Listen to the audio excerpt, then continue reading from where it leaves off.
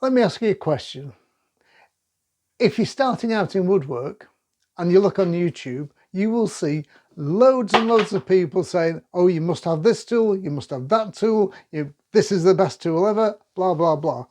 But what's the truth? Stick around and I'll tell you what the truth is. It's simpler and a lot cheaper than you might think. Let's start off with some of the basics. Hand tools, for example. Everybody wants to talk about power tools. But when you start woodworking, it's hand tools that you usually start with. And there's a good reason for that. One thing, you don't need a dust mask. You don't need eye protection. Unless you're doing something particularly dangerous.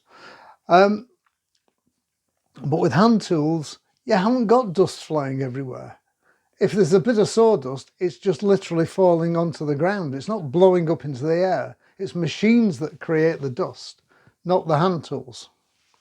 So let's start with a few simple hand tools that can make a lot of things. And that's what we're going to be doing further down the line, is making things with simple hand tools, whether you're in a workshop or whether you're working on an outside bench on the patio. For years and years, I didn't have a workbench, but I loved to make things. And sometimes, because I had a young family, etc., I had to make things because I couldn't afford to buy them. Now then, let's look at a quick list, because I want to keep this video nice and short. You need a pencil. You need a tape measure, because without those you can't really start doing anything. Then you need some form of ruler. Now, if you've got metal rulers like these, great. But failing that, use a couple of plastic rulers. They're still rulers. They still draw a straight line. You can still measure with them. A square. If you're going to cut wood and make anything, whether it's a shelf or whether you're going to build a bookcase, whatever it is you're going to build, it's useful to have a square. Now you can go around with car boot sales and you can pick up joiners squares. This one's a particularly big one, but or you can buy squares like these. These are combination squares. That's a little one, 150mm 6-inch, and that's the more commonly known one, which is a foot long or 300mm or thereabouts. It doesn't matter which one you use.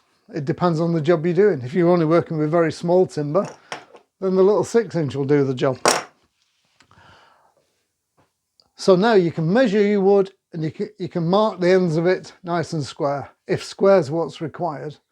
Because sometimes if you're fitting a shelf into a corner, you'd be amazed, particularly in old British houses, how out of square those corners can be.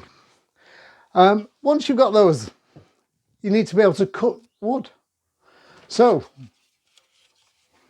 you can go and buy a handsaw similar to this. This one works fine, less than 10 quid. I think that one was about 6 quid actually. And then you need to be able to fix things into that. For example, screwdrivers. I've got a couple of hand screwdrivers there. One's a slot screwdriver and one's a posi drive. Of course, if you've got one,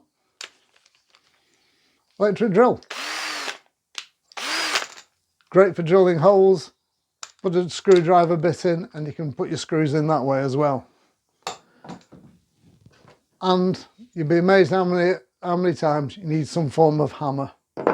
Whether it's to drive a raw plug into a wall or knock a nail in. The sort of things that every household usually has. Those very, very basic tools. Oh, don't forget, of course, if you've got a drill, you will need drill bits. And we'll come to that in a moment. That set of basic hand tools, and you can make things. And you can make all sorts of things. And not necessarily just rustic things.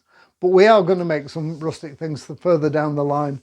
Simple things, bird boxes, planters for the patio, etc. But there's all sorts of things you make. But you can also make furniture, nice looking furniture.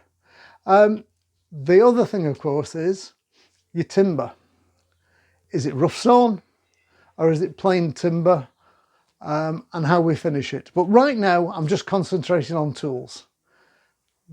So that's what you need to do, is get yourself some of these basic hand tools. Forget spending 100 quid on this or that or the other.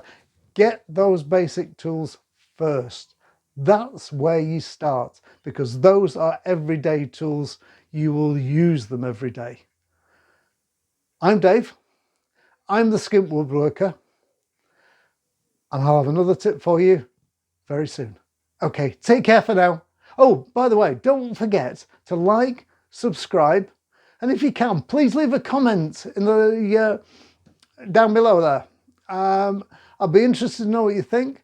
I'd be interested to know particularly what it is you would like to be making, and can I help you in that journey? You may want to know, how do I do this? Is there a way around something so that I don't have any fancy tools? I don't have a table saw or a bandsaw or chop saw or planers or a lathe or whatever. Are there ways around those things? Please leave those comments and I'll answer those questions for you. All right. Anyway, I'm Dave. Take care.